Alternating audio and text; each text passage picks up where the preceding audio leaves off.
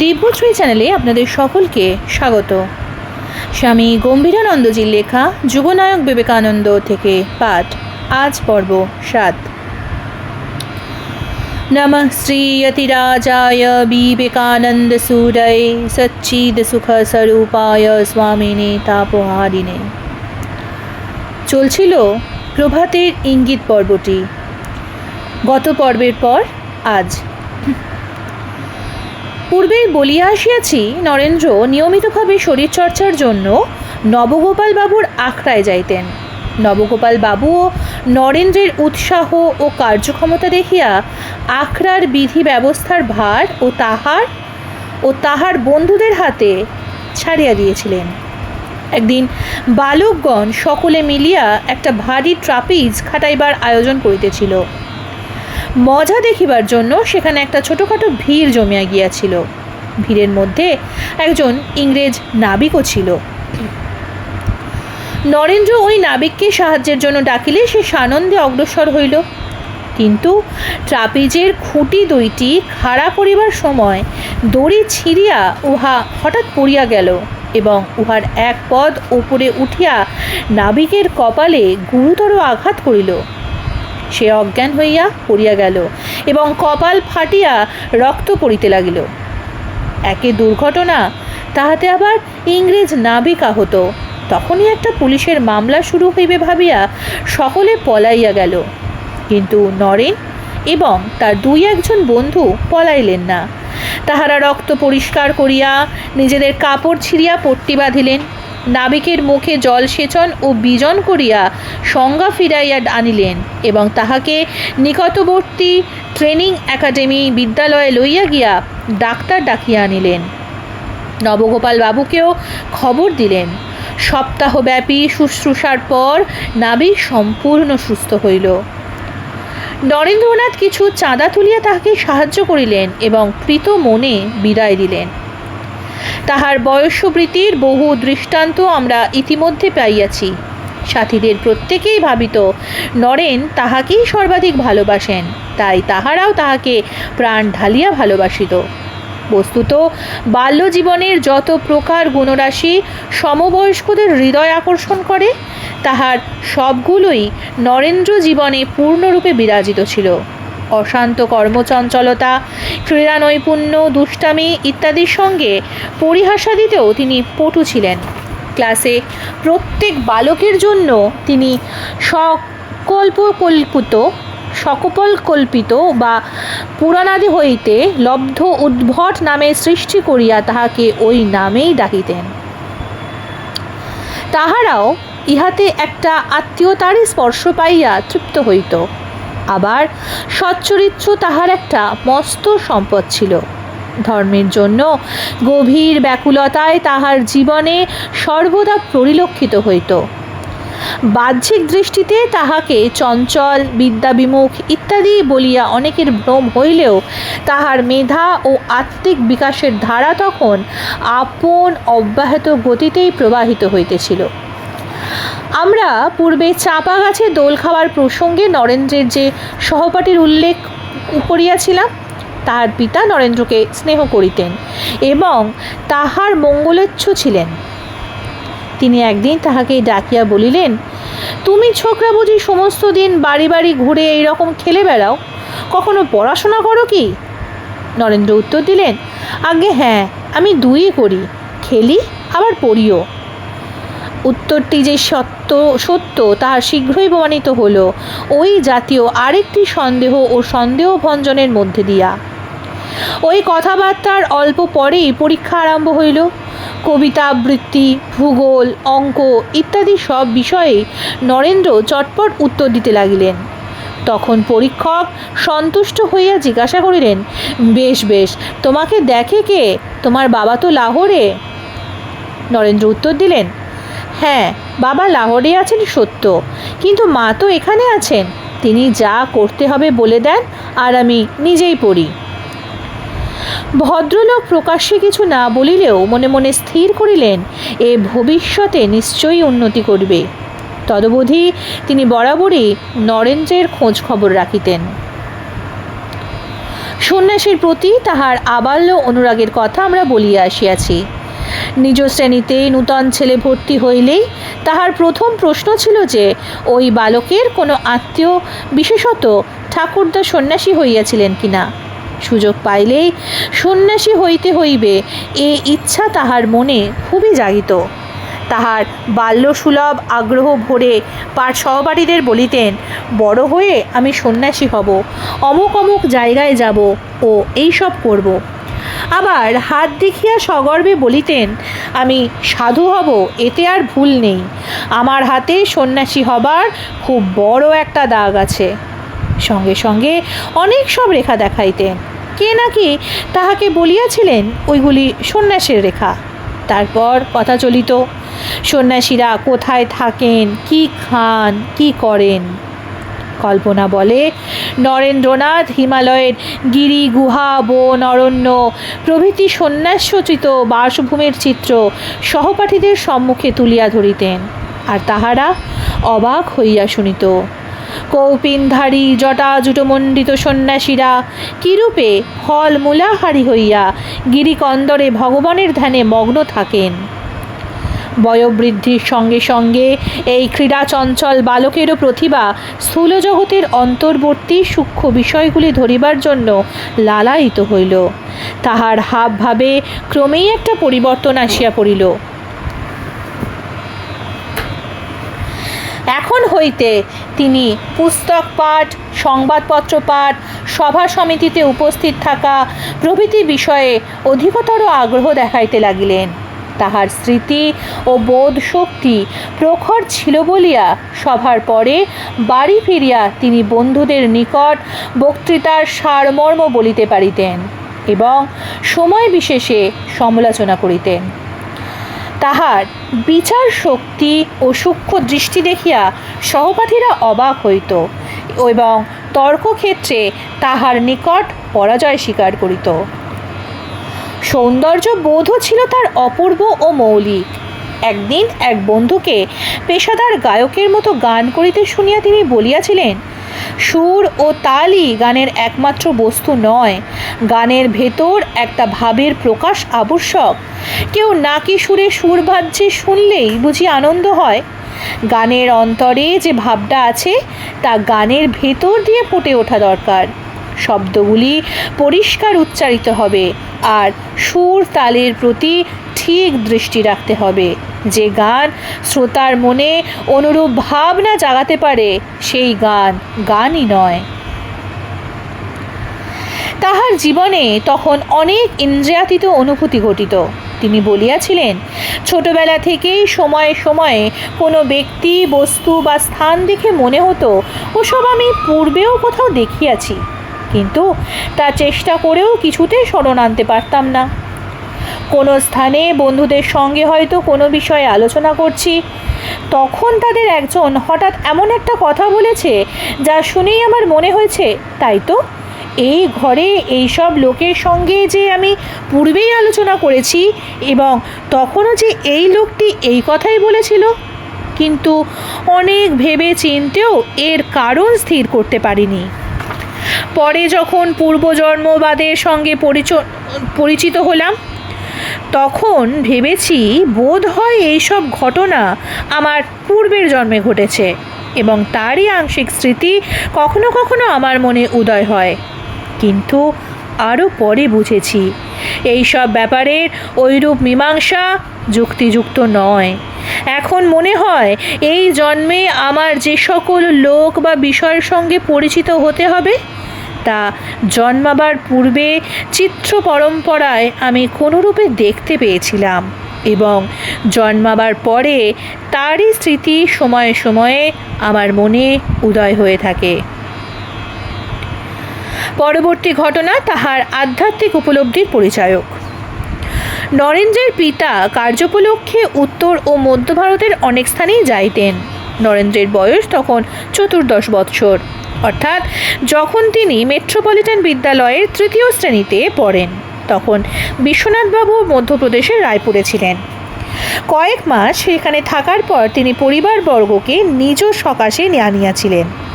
তখন এলাহাবাদ ও জব্বলপুর হইয়া নাগপুর পর্যন্ত ট্রেন চলিত। গোসকট ব্যতীত নাগপুর হইতে রায়পুর পর্যন্ত দীর্ঘ পথ ভ্রমণের কোনো উপায় ছিল না এবং পথ অতিক্রম করিতে এক পক্ষেরও অধিক সময় লাগিত। তবে রাস্তার শোভা ছিল অতি মনোরম। উভয় পার্শ্বেই সবুজ ঘন বনরাজি, পত্রপুষ্পে সুশোভিত, ইতস্তত বনবিহঙ্গের কাকলি ও ঝিল্লি রব। কোথাও বা বন্য জন্তু একাকী বা দলবদ্ধ হইয়া নিঃশঙ্ক বিচরণ করিতেছে, আর মাঝে মাঝে গগনস্পর্শী পর্বতচূড়া বা কলকল নীলাদে প্রবাহিতা পর্বত নির্ঝরিণী অরণ্যভূমির শোভা দর্শন করিতে করিতে নরেন্দ্রনাথ শকটারোহণে ধীর মন্থর গতিতে চলিয়াছেন। এমন সময় গোযান সকল এমন এক স্থানে আসিয়া উপস্থিত হইল, যেখানে পর্বত শৃঙ্গদ্বয় যেন প্রেমে অগ্রসর হইয়া বনপথকে এককালে স্পর্শ করিয়াছে। প্রকৃতির শোভায় মুগ্ধ নরেন্দ্রনাথ পর্বতের দিকে চোখ রাখিয়াই চলিয়াছেন। অকস্মাৎ দেখিলেন, একদিকে পর্বত গাত্রের শিখর দেশ হইতে তলদেশ পর্যন্ত একটি বিস্তৃত বৃহৎ ফাটলের মধ্যে মক্ষিকা যুগলের যুগ যুগান্তরের পরিশ্রমের নিদর্শন স্বরূপ একখানি প্রকাণ্ড মধুচক্র লম্বিত রহিয়াছে। তখন বিস্ময়ে মগ্ন হইয়া সেই মক্ষিকা রাজ্যের আদি অন্তের কথা ভাবিতে ভাবিতে তাহার মন অনন্তের ভাবে এমন তলাইয়া গেল যে কিছু কালের জন্য বাহ্য সংজ্ঞার একেবারে লোভ হইল। তিনি কতকাল যে ওইভাবে পড়িয়াছিলেন বুঝিতে পারেন নাই। যখন জ্ঞান হইল, দেখিলেন বহুদূর চলিয়া আসিয়াছেন। গোযানে তিনি একাই ছিলেন, অতএব এ কথা আর কেহ জানিতে পারে নাই। লীলা প্রসঙ্গকার লিখিয়াছেন, প্রবল কল্পনা সহায়ে ধ্যানের রাজ্যে আরূঢ় হইয়া এককালে তন্ময় হইয়া যাওয়া নরেন্দ্রনাথের জীবনে ইহাই বোধহয় প্রথম। রায়পুরে উপযুক্ত বিদ্যালয় ছিল না, সুতরাং নরেন্দ্রনাথের পিতার নিকট শিক্ষা লাভ করিতেন। এই শিক্ষা শুধু পুঁথিগত ছিল না, পুত্রের বুদ্ধি স্ফুরণের জন্য পিতা বিবিধ বিষয়ে আলোচনা করিতেন, এমনকি পুত্রের সহিত তর্ক জুড়িয়া দিতেন এবং ক্ষেত্র বিশেষে হার মানিতেও পশ্চাৎপদ হইতেন না। অধিকন্তু তখন বিশ্বনাথ বাবুর বাসায় অনেক বিদ্বান ও বুদ্ধিমানের সমাগম হইত এবং বিবিধ সংস্কৃতির বিষয়ে আলোচনা চলিত। নরেন্দ্রনাথ নিবিষ্ট মনে তাহা শুনিতেন ও সুযোগ বুঝিয়া স্থল বিশেষে আপন মন্তব্য প্রকাশ করিতেন। তাহার বুদ্ধিমত্তা ও জ্ঞানের বিস্তার দর্শনে বয়স্করাও চমৎকৃত হইতেন, অতএব কেহই তাহাকে বালক জ্ঞানে অবহেলা করিতেন না। ওই সব আলোচনার প্রসঙ্গে নরেন্দ্র একদিন বাংলার খ্যাতনামা গ্রন্থকারদের গদ্য ও পদ্য রচনা হইতে বহু উদ্ধৃতি দিয়া পিতার জনৈক সুপণ্ডিত বন্ধুকে এমন চমৎকৃত করিয়াছিলেন যে প্রশংসার ছলে তিনি বলিয়াছিলেন, বাবা, একদিন না একদিন তোমার নাম আমরা শুনতে পাব। বলা বাহুল্য যে উহা শুধু স্নেহসিক্ত অত্যুক্তি ছিল না, উহা ছিল এক সত্য ভবিষ্যৎবাণী। নরেন্দ্রনাথ বঙ্গ সাহিত্যে চিরস্থায়ী দাগ রাখিয়া গিয়াছেন। বালক নরেন্দ্র বালক হইলেও আত্মসম্মান রক্ষা করিতে জানিতেন। শুধু বয়স দেখিয়া কেহ তাহাকে অবহেলা করিতে চাহিলে তিনি তাহা বরদাস্ত করিতে পারিতেন না। বুদ্ধিবৃত্তিতে তিনি বস্তুত যতটা বড় ছিলেন, অযথা নিজেকে তদপেক্ষা উন্নত বা অবনত মনে করিবার কোনো কারণ খুঁজিয়া পাইতেন না, কিংবা অপরকে এরূপ ভাবিবার অবকাশ দিবারও প্রয়োজন বোধ করিতেন না। একবার তাহার এক পিতৃবন্ধু তাহাকে অযথা তুচ্ছতাচ্ছিল্য করিতে থাকিলে নরেন্দ্র ভাবিলেন, কি আশ্চর্য, আমার পিতাও আমাকে এত তুচ্ছ মনে করেন না, আর ইনি কিনা তাই ভাবেন। অতএব আহত ফণির ন্যায় সোজা হইয়া তিনি পরিষ্কার কণ্ঠে বলিলেন, আপনার মতো অনেকে আছেন যারা মনে করেন ছেলে মানুষ হলেই বুদ্ধি বিবেচনা থাকে না। এ ধারণা কিন্তু নিতান্ত ভুল। নরেন্দ্র অত্যন্ত চটিয়া গিয়াছেন এবং তাহার সহিত আর বাক্যালাপ করিতেও প্রস্তুত নহেন দেখিয়া ভদ্রলোক অবশেষে ত্রুটি স্বীকার করিতে বাধ্য হইলেন। কঠোপনিষদে বালক নচিকেতার মধ্যেও এই জাতীয় আত্মশ্রদ্ধা দেখা যায়। তিনি বলিয়াছিলেন, অনেকের মধ্যে আমি প্রথম শ্রেণীর বা অনেকের মধ্যে আমি মধ্যম শ্রেণীর অন্তর্ভুক্ত, অধম আমি কখনোই নই। রন্ধনবিদ্যার প্রতি তাহার একটা স্বাভাবিক প্রবণতা ছিল। রায়পুরে সর্বদা সপরিবার মধ্যে থাকার সুযোগে এবং ওই বিষয়ে পিতার সাহায্যে ও অনুকরণে তিনি ওই বিদ্যায় আরও পটুতা অর্জন করেন। রায়পুরে তিনি দাবা খেলাও শিখিয়াছিলেন এবং অভিজ্ঞ খেলোয়াড়ের সহিত প্রতিদ্বন্দ্বিতা করিতে পারিতেন। ১.৫ বৎসর রায়পুরে থাকিয়া বিশ্বনাথ সপরিবারে কলিকাতায় ফিরিয়া আসেন। তখন নরেন্দ্রনাথের শরীর সুস্থ সবল ও হৃষ্টপুষ্ট হইয়াছে, মনের সমধিক উৎকর্ষ হইয়াছে, বেশ আত্মশ্রদ্ধাও জাগিয়াছে, জ্ঞানেও তিনি সমবয়স্কদের তুলনায় অনেক অগ্রগামী হইয়াছেন। কিন্তু দীর্ঘকাল নিয়মিতভাবে বিদ্যালয়ে পাঠ্যাভ্যাস না করায় শিক্ষকগণ তাহাকে প্রথমে ঊর্ধ্বতম শ্রেণীতে ভর্তি করিতে চাহিলেন না। পরিশেষে বিশেষ অনুমতির ফলে তিনি বিদ্যালয়ের ওই শ্রেণীতে প্রবেশ করিলেন এবং সযত্নে অধ্যয়ন করিয়া অনূদিত বিষয়গুলি অল্প সময়ে ঠিক করিয়া লইলেন ও 1879 খ্রিস্টাব্দে পরীক্ষা দিলেন।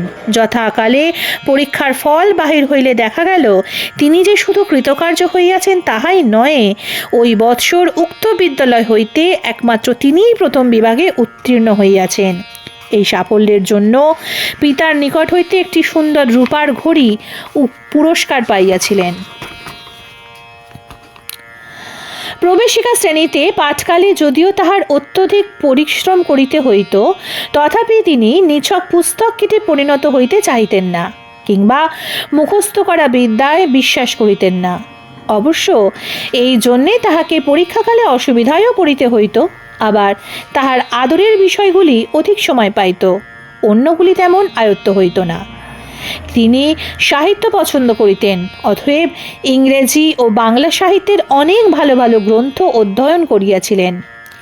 ইতিহাসেও তাহার সমধিক রুচি ছিল, তাই মনোনিবেশপূর্বক মার্সম্যান, এলফিনস্টোন প্রভৃতির লিখিত ভারতের ইতিহাস সাগ্রহে পাঠ করিয়াছিলেন। কিন্তু গণিতের দিকে তিনি তেমন দৃষ্টি দিতেন না। একবার তিনি বলিয়াছিলেন, প্রবেশিকা পরীক্ষার মাত্র 2-3 দিন আগে দেখি জ্যামিতির কিছুই শেখা হয় নাই। তখন সারা রাত জেগে পড়তে লাগলাম ও 24 ঘন্টার মধ্যে জ্যামিতির 4 খণ্ড বই শিখে ফেললাম। সম্ভবত এই সময়ে তিনি বই পড়ার এক নবীন কৌশল আবিষ্কার করেন। তিনি পরে বলিয়াছিলেন, এমন অভ্যাস হয়ে গিয়েছিল যে কোনো লেখকের বই পংক্তি ধরে না পড়েও আমি বুঝতে পারতাম। প্রতি প্যারাগ্রাফের প্রথম ও শেষ পংক্তি পড়েই তার ভাব ধরতে পারতাম। এই শক্তি যখন আরও বাড়ল, তখন প্যারাগ্রাফ পড়ারও প্রয়োজন হতো না। প্রতি পৃষ্ঠার প্রথম ও শেষ পংক্তি পড়েই বুঝতে পারতাম। আবার যেখানে কোনো বিষয়ে বোঝাবার জন্য লেখক 4-5 বার বা আরও বেশি পাতা জুড়ে আলোচনা আরম্ভ করেছেন, সেখানে গোড়ার দিকে কয়েকটি কথা পড়েই তা আমি বুঝে নিতাম। কলিকাতায় তখন সাধারণ নাট্যশালার প্রথম সূত্রপাত হইয়াছে। নরেন্দ্র মাঝে মাঝে অভিনয় দেখিতে যাইতেন। সেখানে এক রাত্রের ঘটনায় তাহার সাহসের বিশেষ পরিচয় পাওয়া যায়। এক স্থানে অভিনয় চলিতেছে, এমন সময় আদালতের পেয়াদা রঙ্গমঞ্চে উঠিয়া এক অভিনেতাকে গ্রেপ্তারি পরোয়ানা দেখাইয়া এবং আইন ও আদালতের দোহাই দিয়া তাহাকে গ্রেপ্তার করা হইল বলিয়া ঘোষণা করিল। থিয়েটার ভাঙিয়া যাইবার উপক্রম হইয়াছে দেখিয়া নরেন্দ্র সতেজে গর্জে উঠিলেন, স্টেজ থেকে বেরিয়ে যাও, যতক্ষণ না পালা শেষ হয় ততক্ষণ বাইরে দাঁড়িয়ে থাকো গে, এভাবে লোককে বিরক্ত করার মানে কি? তখনই সেই দৃপ্ত আদেশবাণীর সমর্থনে বহু কণ্ঠে সমস্বরে উচ্চারিত হইল, বেরিয়ে যাও, বেরিয়ে যাও, শিগগির বেরো। বেগতিক দেখিয়া পেয়াদা সরিয়া দাঁড়াইল, আর যাহারা নরেন্দ্রনাথকে চিনতেন তাহারা তাহার পিঠ চাপড়াইয়া বলিলেন, বাহবা ভায়া বাহবা, তুমি না থাকলে আজ সব পণ্ড হতো। আবার গল্প বলায় তিনি ছিলেন সুনিপুণ শিল্পী। বাড়িতে ছোট ছোট ভাই বোনেরা বিছানায় শুইয়া আবদার করিত, দাদা গল্প বলো না। আর তিনিও অমনি চিত্তাকর্ষক সব কাহিনী বলিয়া যাইতেন। আলিবাবা ও 40 দস্যু, ব্যঙ্গমা ব্যঙ্গমী ইত্যাদি রোমাঞ্চকর ও শিক্ষাপ্রদ গল্পের অবতারণা করিয়া শ্রোতাদের মনে আনন্দের ও কল্পনার তুফান ওঠানো তাহার পক্ষে খুবই সহজ ছিল। বিদ্যালয়ে অধ্যয়নকালেই নরেন্দ্রনাথের বাগ্মিতা শক্তি স্ফুরিত হইতেছিল। একবার মেট্রোপলিটন ইনস্টিটিউশনের পারিতোষিক বিতরণের জন্য যে সভা হয়, তাহারই সঙ্গে একজন প্রিয় শিক্ষককে আনুষ্ঠানিকভাবে বিদায় অভিনন্দন দিবারও আয়োজন হয়। ছাত্রেরা ধরিয়া বসিল, ছাত্রদের পক্ষ হইতে নরেন্দ্রকে বিদায় অভিভাষণ দিতে হইবে, তাহাও আবার ইংরেজিতে। নরেন্দ্র তখন ইংরেজি ভাষা ও সাহিত্য সাদরে পাঠ করিতেন এবং বন্ধু মহলে এজন্য তাহার সুনামও ছিল। কিন্তু সে এক কথা, আর প্রকাশ্যে ভাষণ দেওয়া সম্পূর্ণ পৃথক কথা। বিশেষত সে সভায় সভাপতির পদ অলঙ্কৃত করিয়াছিলেন বাগ্মী প্রবর শ্রীযুক্ত সুরেন্দ্রনাথ বন্দ্যোপাধ্যায় মহাশয়। যাহা হোক, নির্ভীক নরেন্দ্র সম্মত হইলেন ও যথাকালে উঠিয়া দাঁড়াইয়া অর্ধ ঘণ্টা যাবৎ উক্ত শিক্ষকের স্থানান্তর গমনের ফলে ছাত্রেরা কত দুঃখিত হইয়াছে এবং বিদ্যালয়ের কিরূপ ক্ষতি হইতেছে ইত্যাদি বিষয়ে বিশুদ্ধ ও সুললিত ইংরেজি ভাষার সুচিন্তিত বক্তৃতা দিলেন। বহুদিন পর স্বামীজির বক্তৃতা শক্তি বিষয়ে সুরেন্দ্রনাথ মন্তব্য করিয়াছিলেন, ভারতবর্ষে যত বাগ্মী দেখিয়াছি তাহাদের মধ্যে তিনি সর্বোত্তম ছিলেন।